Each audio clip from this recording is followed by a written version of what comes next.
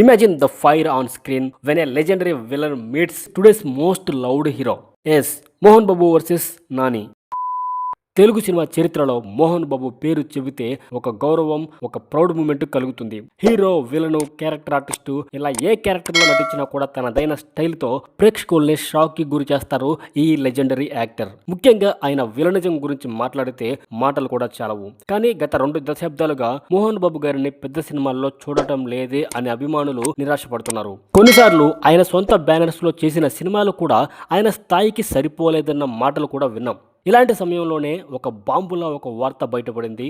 అదే మోహన్ బాబు గారు నాని హీరోగా నటిస్తున్న ది ప్యారడైజ్ సినిమాలో ఒక కీలక పాత్రలో కనిపించబోతున్నారు. అది కూడా ఎవరు చెప్పారంటే ఆయన కూతురు మంచు లక్ష్మి ఒక ప్రోగ్రామ్ లో కాస్త ఎక్సైట్మెంట్ తో బయట పెట్టేశారు. అంతేకాదు ఈ పాత్ర కోసం మోహన్ బాబు ఏకంగా తన లుక్ నే మార్చుకుంటున్నారని కూడా చెప్పారు.